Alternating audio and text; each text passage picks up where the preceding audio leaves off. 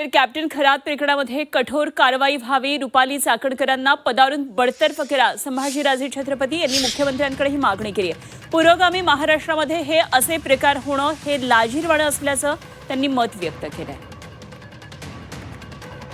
महिला आयोगाच्या सुद्धा प्रमुख ज्या कोण आहेत त्या त्यांच्या ट्रस्टच्या त्या विश्वस्त आहेत असं माझ्या कानावर आहे. माझं तर उलट मुख्यमंत्र्यांना म्हणणं हे की ताबडतोब त्यांनी जर राजीनामा नैतिक दृष्टिकोन राजीनामा जर त्यांनी दिला नाही तर तुम्ही मुख्यमंत्री या नात्याने त्यांचा राजीनामा लगेच घ्या.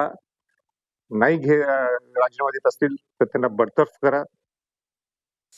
चौकशी व्हायला पाहिजे या माग कोण कोण आहेत, कोणकोणत्या महाराजाकडे जातात, काय काय तो हा महाराज करतो, स्वतःला महाराज समजून घेतो किंवा बाबा स्वतःला समजून घेतो, हे सखोल चौकशी व्हायला पाहिजे.